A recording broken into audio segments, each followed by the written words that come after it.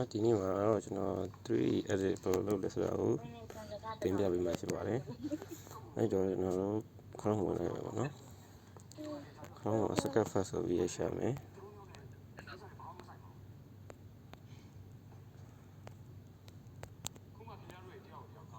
second first ဆိုပြီးရရှာမယ်နော်ပြီးကျွန်တော်ပေါ်ဆုံးဟာဒီဝင်လိုက်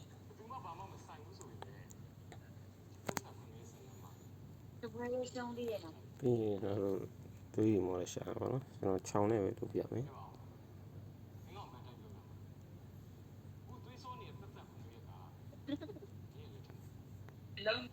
โอเคချောင်းစတန်လေးတွေ့ပြီနော်ချောင်းစတန်လေးနဲ့ပဲလုပ်လိုက်မယ်ဘောလုံးနဲ့တိုင်းတာဒီတော့ရတောင်းတော့3မော်နေပြီး OBJ file နေလိုက်နော်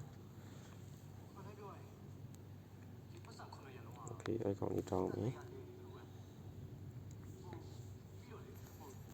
ကျွန်တော်တို့ open နှိပ်လိုက်အောင်နော်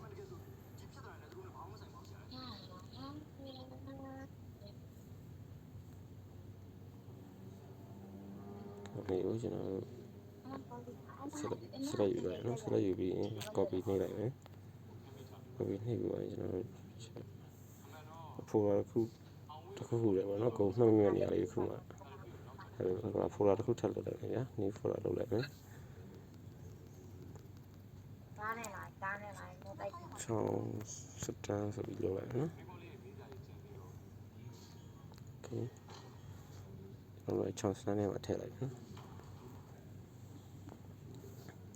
ဒီကောင်လေး extra here လုပ်လိုက်ဒါဆိုရပြီโอเคဒါဆိုကျွန်တော်download ပြီးတော့ဆိုတော့animation တွေယူအတွက်ကျွန်တော်တို့ KV browser ကိုသွားမယ်နော်ဒီကောင်ကလည်းဝတ်တယ်နောက်ပြန်တော့ငါဒီဝါလို့ပါအဖေကမှကျွန်တော်တို့ upload file ရှိတယ်နော် upload ကြရအောင်ရှိတယ် select ကြရ file ကိုနှိပ်လိုက်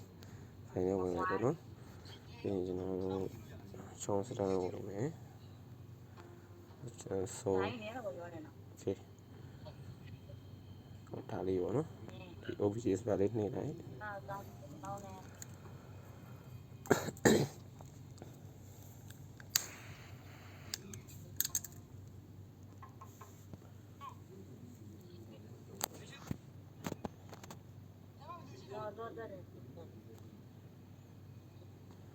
အဲ့အချိန်မှာကျွန်တော်တို့ဒီအပေါ်မှာ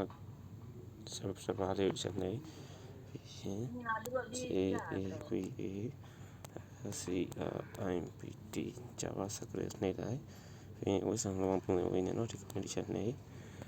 ကျွန်တော်တို့ဒီမှာထည့်ရမှာကုတ်ပေါ့နော်ဒီကုတ်လို့ရတယ်ဆိုရင်ကျွန်တော် Telegram မှာလာတောင်းလို့ရတယ်ပြီးရင်တော့နေရုပ်တစ်ချက်နေလိုက်ပြီးရင်ဒီကောင်လေးတော့နေရာလိုက်ချပထမဆုံးကောင်လေးကလဲလင်းမှာပေါ့နော်ပထမဆုံးကိုင်းရတဲ့ဒုတိယနှစ်ကိုင်းရလက်ကောက်ဝလေးပေါ့ဒီတတိယနှစ်ခုကတောင်စစ်ပေါ့နော်ဒီလင်းဝင်အောင်လေးရတော့ဒူဒီကောင်လေးကတော့ခါပေါ့နော်တခြားလေးတက်အောင်ထည့်ပြီးမတက်မရဘူးနော်တက်မှရโอเคနေလိုက်မယ်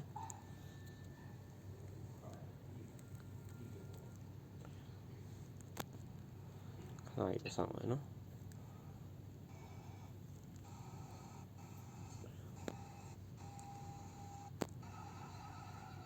ဒီဝနာမဝနာ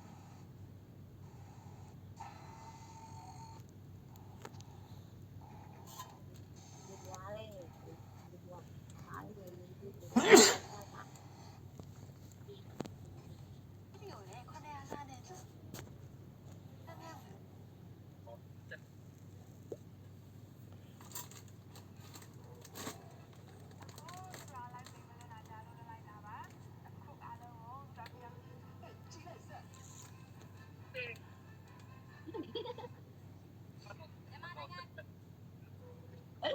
โอเคဒါဆိုရင်ကျွန်တော်တို့ animation ယူလို့ရပြီပေါ့နော်နှိပ်လိုက်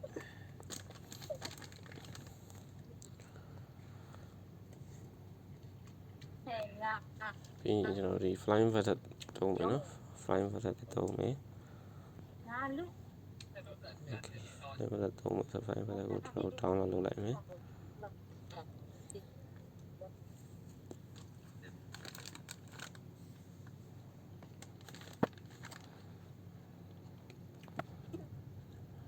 ကျွန်တော်နောက်ထပ်ရှာမယ်ပေါ့နော်နောက်ထပ်ရှာမယ်ဆိုတော့ ကိုယ်ကမှအပူလေးပြရတယ်တော့ flying vertex ရပြီအဲ့တော့ slime mini ရဲ့ပုံစံလေးယူမယ်ပေါက်တင်ရှာလိုက်မယ်ပေါ့နော်ဒီကောင်လေးက slime mini ရဲ့ပုံစံမျိုးလေးပေါ့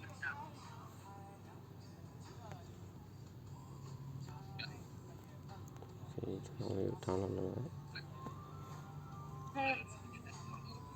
အဲ့ကောင်ကြီးဘာလို့ထုတ်တာတော့နော်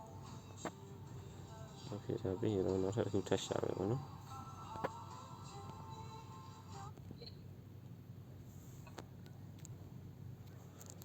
ချောင်းကန်တာလေးပေါ့နော်ချောင်းကန်တာလေးဆိုတော့ကျွန်တော် MMA ကစ်ဆိုပြီးရှာလိုက်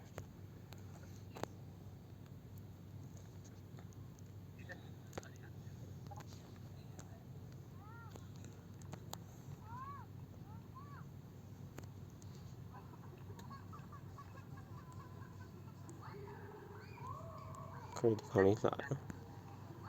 ခေါင်းလေးနောက်ပြန်ကန်တာလေးလှတယ် ထုတ်သွားပြီကွာ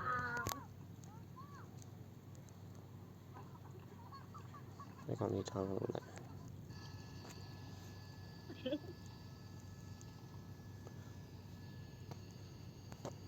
ဒီကရပြီဆိုတော့ကျွန်တော်နောက်ထပ်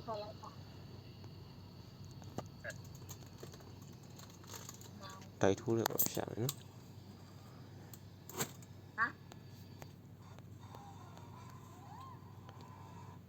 ဘာလို့ထုတ်သွားတော့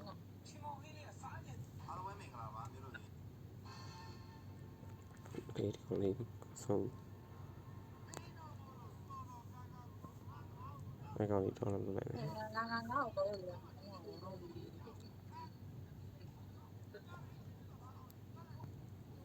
ဟိုကောင်ငါလည်းလာလူနေပြီဟုတ် ကျွန်တော်တို့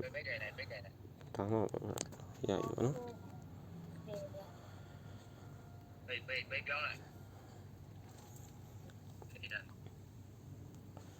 ခေဒါဆိုကျွန်တော်တို့ထွက်လာမယ်ကျွန်တော်တို့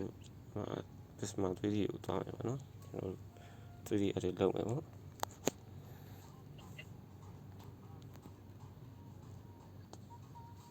ဒီပြီးတော့ကျွန်တော်နေလိုက်ပြီး import နေလိုက်ဒီခိုင်းကျွန်တော်တို့ကကျွန်တော်လောဆယ်အရင်ဆုံးဝိုင်းနေကြမှအရင်ထည့်မယ်နော်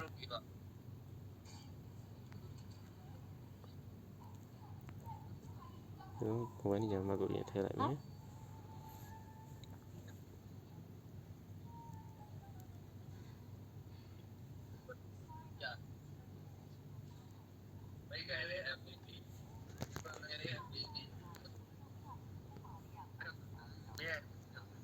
မလို့တော့အဲ့တော့ဖြစ်လိုက်ကျွန်တော်တို့လိုတဲ့ model တွေထည့်မှာပေါ့အဲ့ဒီ model ကိုနှိပ် animation တွေကျွန်တော်တို့ import လုပ်မယ်ပေါ့နော်ဘယ်လိုမဆိုခုန download လုပ်မှာ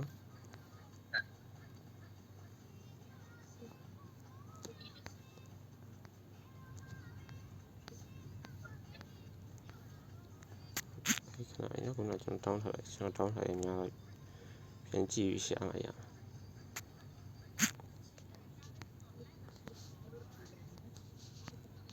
ဒီကောင်လေးထည့်ရမယ်တိုက်ထိုးတဲ့ကောင်လေးပါနော်ပထမဆုံးရက်ကိုနှိပ်နောက်တစ်ချက်လုံးနှိပ်ဒါဆိုတိုက်ထိုးရကောင်အဲ့ကောင်လေးနည်းနည်းကြည့်အောင်လုပ်မယ်ပေါ့နော်ကြည့်အောင်လုပ်စကယ်ရင်းနှိပ်ပြီးဒီလောက်ဆိုပြပြီပေါ့နော်ကိုလိုလောက်လိုက်ပြီးကြည့်လို့ရအသေးလို့ရ လောက်ဆိုအဆင်ပြေပြီနော်โอเคဒါကြောင့်လေးဟိုလေးနည်းနည်းလေးရွှေ့ပေးလိုက်ပြီးရင်နောက်ထပ် animation ထည့်ဖို့အတွက် model ကိုထပ်နှိပ်ပြီးရင် import ထပ်နှိပ်ချက်ပြန်သွားကြည့်အောင်နော်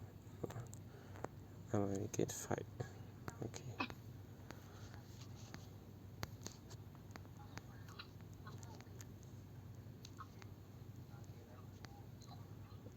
ဒီကောင်းလေးပထမတစ်ခါအရင်ကိုနှိပ်လိုက်နောက်တစ်ချက်ကျရင် no နှိပ်ကောင်းလေခုနကကျွန်တော်တို့ကောင်းနေကြည့်အောင်လုပ်နေတယ် scale ကိုနှိပ်လိုက်နှိပ်ပြီးတော့ဒီဟိုလိုကလာလေးရောနော်โอเคကလာဆိုကွာတော့တခုနဲ့တခုအရင်ကွာတော့လေတော့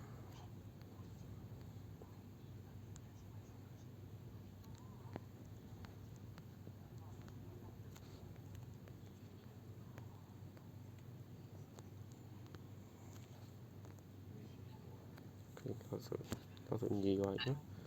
ညီရွာကြီးဆိုရင်ဒီနေ့ဒီနိုင်မှာထားလိုက်ပြီးရင်ကျွန်တော်တို့နောက်ထပ် animation ကိုထည့်မယ်ပေါ့နော်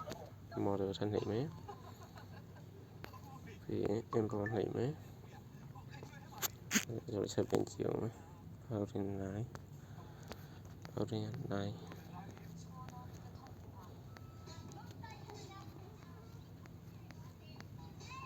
okay အမှန်ချင်းရက်နှိပ်မယ်နောက်ချင်း no နှိပ်မယ် okay ဒီကောင်လည်း scale နှိပ်လိုက်အရက်ရှိအောင်လုပ်တော့နော်အစိမ်းအောင်အရက်ရှိအောင်လုပ်အနေနဲ့အပြာအကုန်လုံးကြည့်အောင်လုပ်တော့နော်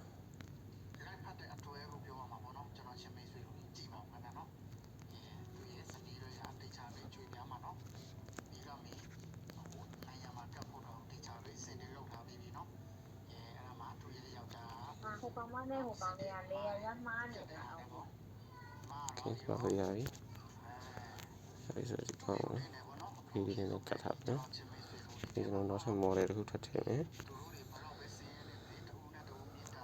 နောက်ဆုံးနောက်ကိုလွှင့်ပြီးတော့ထောက်ပါတဲ့ကောင်ထည့်အောင်နော်အဲဒီကောင်မချင်တော့လေ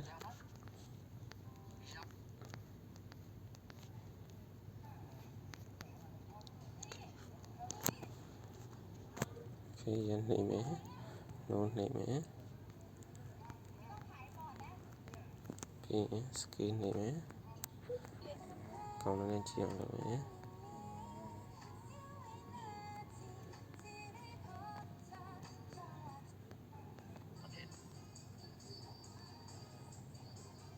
ဒီလိုဖြစ်ရနော်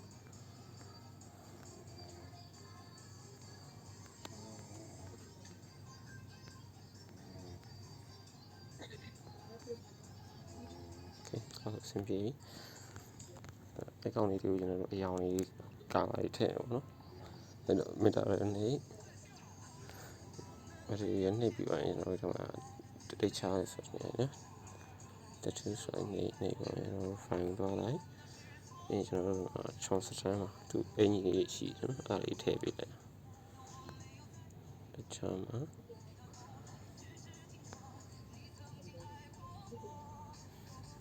sorry မှာပါ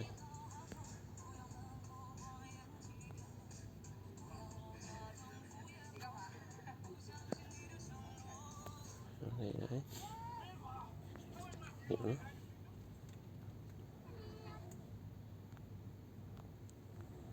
အဲ့နော်ဆင်းပြီ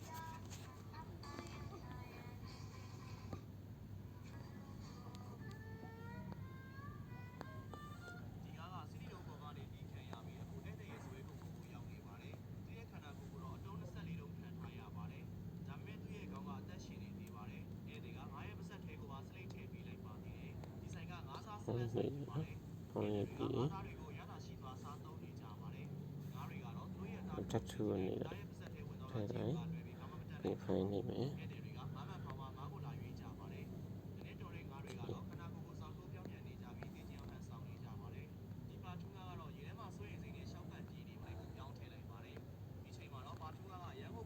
ကျွန်တော်တို့ brown media နေအောင်မဲအောင်လုပ်ပါမယ် အဲ့တော့ဒီပေါင်းမီတွေကိုနှိပ်လိုက်ပေါင်းမီနှိပ်ပြီး material နှိပ်ဒီနှိပ်အပေါင်းလေးနှိပ်လိုက် okay ပြီးရင်တော့ tattoo ကိုနှိပ်ဒီအောက်ကအပေါင်းလေးနှိပ် file ကိုသွားဒီအောက်ဆုံးအကောင်လေးနှိပ်လိုက် okay ဒီကောင်ရပြီနောက်တစ်ကောင်လည်းအဲ့လိုထပ်လုပ်မယ်နော်ဒီရနေပေါင်းနေတက်ဆွေးနေဒီအောက်ကပေါင်းနေထိုင်နေဖိုင်နေဒီအောက်ဆုံးအပေါင်းလေးပေါ့နော် okay ဒီကောင်လည်းပတ်လို့ပဲနော်ပေါင်းပြီးနေလိုက်ပေါင်းနေပြီး material နေပေါင်းနေပြီးတက်ဆွေးနေပေါင်းနေဖိုင်လေးနေလိုက်အောက်ဆုံးအပေါင်းလေးထည့်ပြီးokay နောက်ဆုံးတစ်ကောင်ပဲကျန်တော့တယ်ပေါင်းပြီးနေလိုက် material နေအပေါင်းနေတက်ဆွေးနေအပေါင်းလေးထည့်နေဖိုင်နေလိုက်ပေါင်းလေးထည့်ပြီးokay ဒါဆိုရပြီနော်ဒီကောင်ရပါပြီအကောင်လုံး transtant ရုပ်လေးတွေဖြစ်သွားပြီအဲဒီတော့ကျွန်တော်ကရင်းတော့ဒီကောင်လေးနေရာလေးရွှေ့ဒီနေရာချမယ်ပေါ့နော်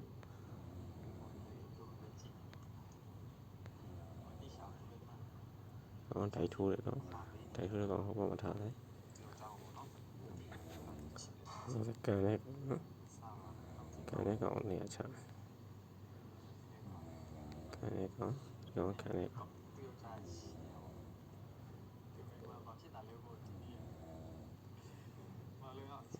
ဟိုလည်းဒီအစိမ်းလေးနဲ့လှည့် okay ဒီချိန်မှာကျွန်တော်တို့ဒီလွန်မိုက်ကောင်လည်းဖေးခဏဖယ်ထားတယ်ဒီကောင်အကန်ခံရမယ်ကောင်ဆိုတော့သူဒီတစ်ခုကိုကျွန်တော်တို့အချိန်ပါနော်ဒီအဲ့တစ်ခုကိုအစားတက်အောင်ချိန်မယ်အဲ့ချိန်မှာဆိုတော့ငါဝေးနေနော်မထီဘူးရှင်နဲ့မထီရင်ကျွန်တော်ရှိဟိုဘက်က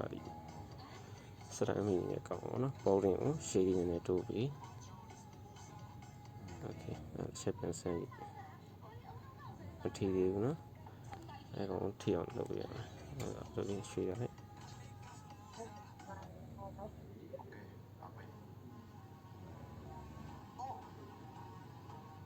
ဖြည့်ပါရနော်ဖြည့်ပါရဆိုရင်ဒီနောက်ကိုလွှင့်မယ်ကောင်တင်ထည့်မယ်ဒီတနေရာနဲ့ထပ်အောင်ထားလိုက်ထပ်အောင်ထားပြီးအဲ့ကောင်ကျွန်တော်လှည့်ရမယ်နောက်ကိုလွှင့်ရမှာဆိုတော့ okay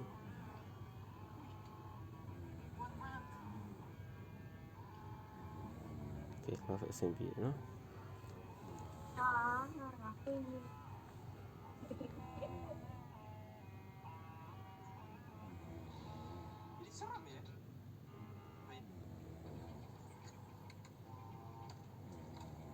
ကန်နဲ့ကောင်ချက်ကန်နဲ့ကောင်ချက်လေးကိုကြည့်နော်အဲ့နေရာလေးကိုတိုက်ထိုးတဲ့ကောင်ကျွန်တော်ချပြရအောင်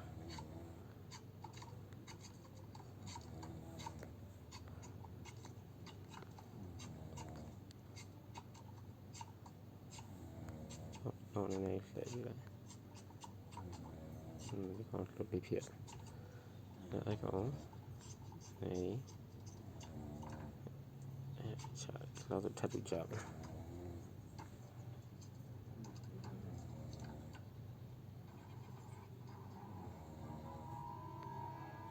နေကွာနေကိစ္စလာဖျား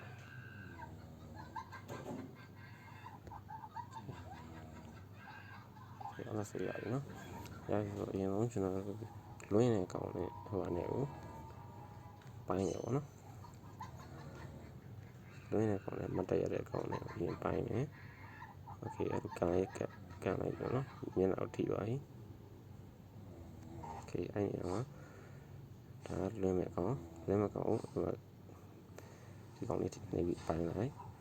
ဒီမတ်တရတဲ့ကောင်းနဲ့ဒီကောင်လေးအတန်းလေးပဲပိုင်းလိုက်ပိုင်းယူရင် လွင့်တဲ့ကောင်ကဒီရှေ့မှာကျွန်တော်တို့မလို့ဆိုအဲ့ကောင်ကိုဖြောက်မယ်ပေါ့နော်ဖြောက်မယ်ဆိုကျွန်တော်တို့တစ်ကိုဖြတ်လိုက်0နှိပ်တယ်အဲ့ဆိုပြောက်သွားပြီโอเคနော်မတ်တရတဲ့ကောင်ကျန်နေတယ်ကျန်ဆိုအဲ့ကောင်ကိုကျွန်တော်တို့ဖြောက်မယ်ဆိုတော့စကေးကိုနှိပ်လိုက်ဒီတစ်ခုတစ်ကိုဖြတ်လိုက်0လုပ်လိုက်အဲ့ဆိုအဲ့ကောင်ပြောက်သွားပြီနော်โอเคပြန်ကြည့်လိုက်โอเคဆင်းပြီနော်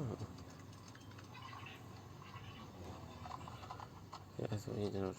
ထပ်ပြီးတော့မှဒိုက်ထိုးတဲ့ကောင်နဲ့ကန်တဲ့ကောင်နဲ့ရှင်းပါခြေတော့ကကန်တဲ့ကောင်ခြေတော့အောက်ကိုကြာပါပြီနော်โอเคအဲ့ညာလေးမှာကျွန်တော်ဖြတ်အဲ့ညာလေးကိုဖြတ်ပါဆိုတော့အကောင်လေးနှိပ်လိုက်ပြီးအောက်ကောင်နဲ့အဲ့လိုနှိပ်လိုက်ကန်တဲ့ကောင်နဲ့ဒိုက်ထိုးတဲ့ကောင်နဲ့တိုက်ထိုးမဲ့ကောင်ဒီရှိမှာကျွန်တော်တို့မလို့တဲ့တူသူစကေးနဲ့ကျွန်တော်ဖြတ်မယ်0ပေးလိုက်ကျွန်တော်ကဘာသာလို့လဲအဲ့ဆိုရင်မှာโอเคအဲ့ချိန်မှာကန်တဲ့ကောင်ကြီးအထက်ရှိနေကန်တဲ့ကောင်ထက်ရှိလို့မရဘူးအဲ့ကောင်ကျွန်တော်တို့ဖြောက်မယ်ဖြောက်မယ်ဆိုကျွန်တော်စကေးကိုနှိပ်လိုက်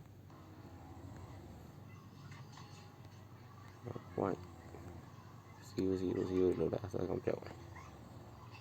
โอเคအဲ့ဆိုကျွန်တော်ကြည့်ဆင်းပြီးနော်ခုရှိရင်ကျွန်တော်နည်းနည်းလေးလှုပ်ရှားရေးတစ်ခုရှိရင်ဒီကောင်ကြည့်ကျွန်တော် flying vertex ကိုလုပ်အောင်ဒီကောင်နော်ကျွန်တော်နည်းနည်းလေးဝေးသွားတော့ဝေးအောင်လွန်ခံလိုက်ဒီလောက်ထိသွားလိုက်နော်ကျွန်တော်ကီးလေးချက်ချโอเคအဲ့ဒါဆင်းပြီးတော့အဝေးလွယ်ပါဟုတ်ပြီအဲ့ဒါအကုန်ရပြီဆိုတော့နောက်ထပ် record ထည့်မယ်နော်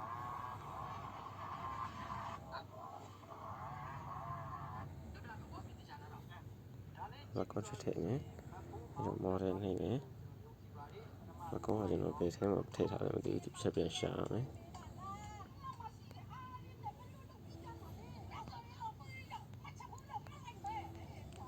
ဒီထဲမှာမဟုတ်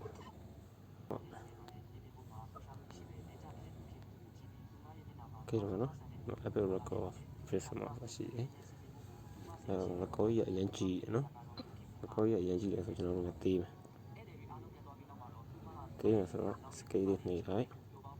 ပြီးပြီclass ဆိုရရင်နော်အဲ့လိုလေးထားလိုက်ပြီးဒီကောင်အပေါ်အမြင်ဖြစ်နေအောင်နော်မြင်ဖြစ်နေမှာဖြစ်တော့ကျွန်တော်တို့ scale အပေါ်ကအစိမ်းကြီးနဲ့နှိပ်အောင်လုပ်မြင်နေတယ်နော်မြင်နေတယ်နည်းနည်းချက်နေဆောင်းနည်းနည်းမြင်နေတယ်နည်းနည်းမြင်ထက်နေဒ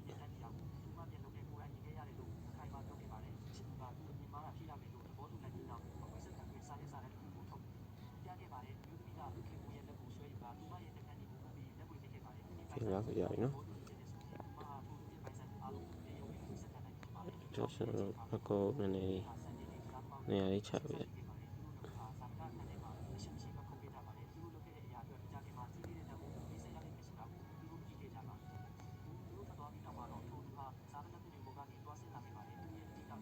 ဆင်းပြီးနော်အဲ့ဆိုတော့ကျွန်တော်ဆက်ကြည့်လိုက်ဆင်းပြီးရတော့ဆင်းပြီးတော့ကြီးအစားတွေအဲ့လိုပေါ်နေနော်အဲ့တော့ကျွန်တော်ဖြတ်တာ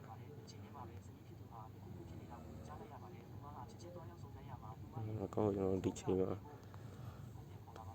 ထည့်မယ်နော်အဲ့ချိန်မှာကျွန်တော်ထည့်မယ်ဆိုတော့ကျွန်တော်တို့ဆက်ဆို record ကိုတော့ကျွန်တော်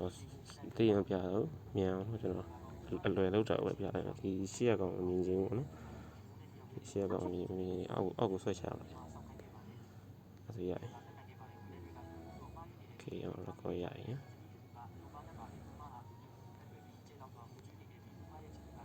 record ဟိုလေတော့ကျွန်တော်တို့ဖြတ်လိုက်မယ်နော်ဒီနောက်ကောင်ကြီးမလို့တော့အဲ့ကောင်ဖြတ်ထုတ်လိုက်အဲ့တော့ကျွန်တော်တို့ကင်မရာရိုက်ဖို့လိုတယ်ပေါ့နော်ကင်မရာရိုက်ဖို့လိုတယ်ဆိုတော့ကင်မရာနှိပ်လိုက်ပြီးရင်ဒီပေါင်းလေးနှိပ်လိုက်ခိုက်ဆွဲနှိပ်လိုက်ပြီးကျွန်တော်တို့5စက္ကန့်လောက်ထိကြည့်ပါမယ်နော်โอเคကျွန်တော်ဒီအတူတူပဲအကောင်လုံးတူကြီးလေးသွားတယ်အဲ့တော့ကျွန်တော်တို့ကင်မရာကျန်းရင်နှိပ်နှစ်ကောင်လုံးပေါင်းကြည့်နော်လက်လေးနှစ်ဖက်နဲ့လို့လိုက်ချင်ပြရတယ်နော်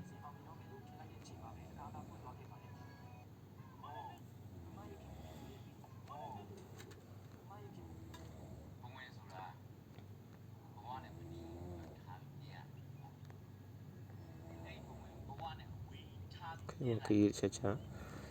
ရေးချင်ကျွန်တော်တို့စပြီးရိုက်ရအောင်နော်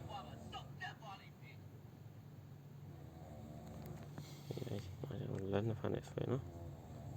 ချောင်းနဲ့ဆွဲပြီးရင်တစ်ချောင်းနဲ့လို့လက်နှစ်ဖက်နဲ့ဆွဲဖက်ကလို့လက်ယူတစ်ချောင်းနဲ့ဆွဲတာနှစ်ချောင်းနဲ့ဆွဲပြီးလက်တစ်ချောင်းနဲ့လက်ပြီးတော့ဒီချက်ချဒီချက်ချဝင်နည်းနည်းလေးဆွဲလိုက်โอเคဒီတော့ကင်မရာကိုလက်နှစ်ဖက်နဲ့လို့ဆွဲပြီးရင်လက်တစ်ဖက်နဲ့ဆွဲယူ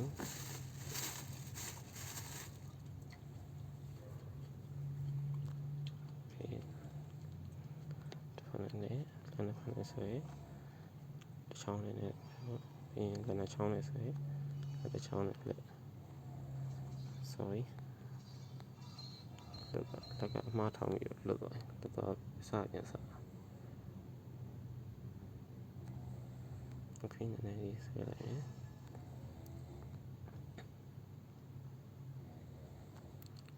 နောက်ဆွဲတစ်ချောင်းနဲ့လေလက်နှစ်ချောင်းဆွဲတစ်ချောင်းနဲ့လေလက်နှစ်ချောင်းဆွဲတစ်ချောင်းနဲ့လေโอเคပကီလေးချက်ချပြီးပြီးရင်နည်းနည်းလေးထပ်ဆွဲလက်နှစ်ဖက်နဲ့ဆွဲတစ်ချောင်းနဲ့လေလက်နှစ်ချောင်းနဲ့ဆွဲတစ်ချောင်းနဲ့လေလက်နှစ်ချောင်းနဲ့ထပ်ဆွဲတစ်ချောင်းနဲ့လေပကီလေးချက်ချမယ်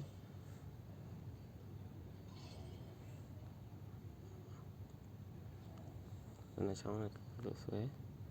စ်ချောင်းနဲ့လေလက်နှစ်ချောင်းနဲ့ဆွဲတစ်ချောင်းနဲ့လေလက်နှစ်ချောင်းနဲ့ဆွဲတစ်ချောင်းနဲ့လေโอเคပကီလေးချက်ချ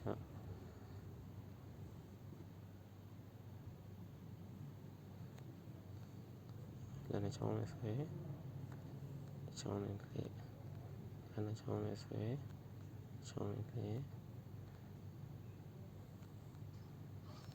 ဒီချက်ထချမယ်နော်လွယ်ရောလက်ကမှန်းနေတော့ကျွန်တော်တို့စပြန်လုပ်တော့အဲ့ကောင်ဒီညောဒီလက်ချောင်းနဲ့ဆွဲချောင်းနဲ့လေလက်ချောင်းနဲ့ဆွဲချောင်းနဲ့လေ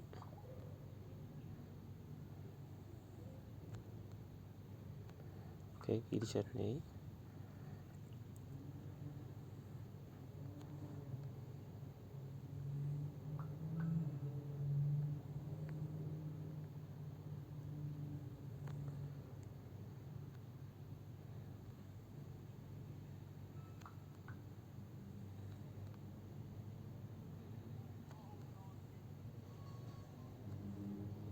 ဒီချက်ချလိုက်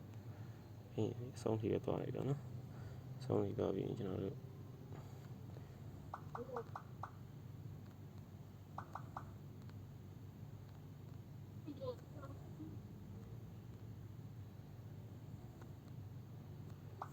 ဆက်ရပြီနော်အဲ့တော့ကျွန်တော်တို့ပြန်ကြည့်လွတ်တဲ့နေရာရှိတာဆက်ပြန်ကြည့်မယ်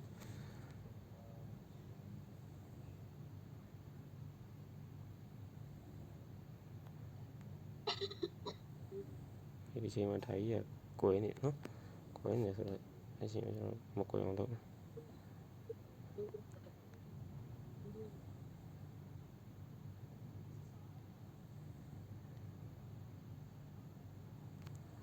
Okay မကီးလေးချလိုက်ဒါဆိုတာဝါမကွေတော့ဘူးနော်ဒါဆိုရပြီကျွန်တော်တို့အဲ့ဒါလုပ်ပြီးတော့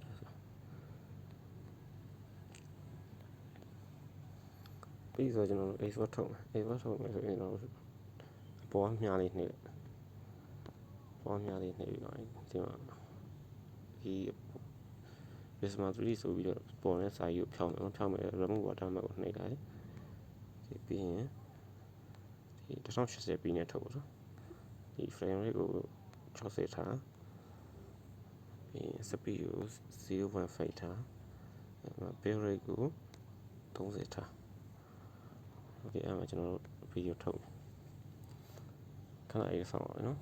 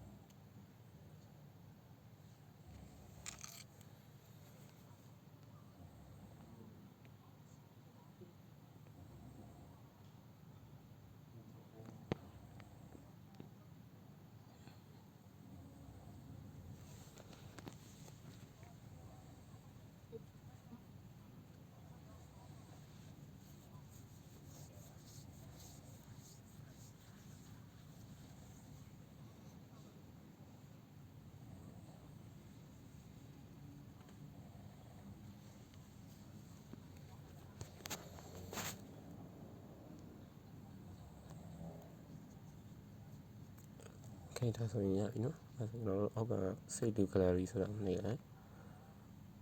okay ကျွန်တော်တို့ချက်ပြန်ကြည့်လိုက်နော်ကြည့်ရတယ်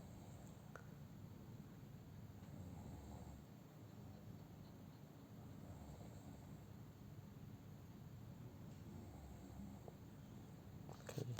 ဆက်ပြီးပါနော် okay 3D အဲ့ဒါလောက်လာအဲ့လိုလေးလောက်ရတယ်ပေါ့နော်ဆိုရင်ဒါဆိုရင်ဗီဒီယိုလေးကြည့်ပြီးလောက်တတ်မယ်လို့ထင်ပါတယ်အားလုံးပဲဘိုင်းမယ်ပါခင်ဗျ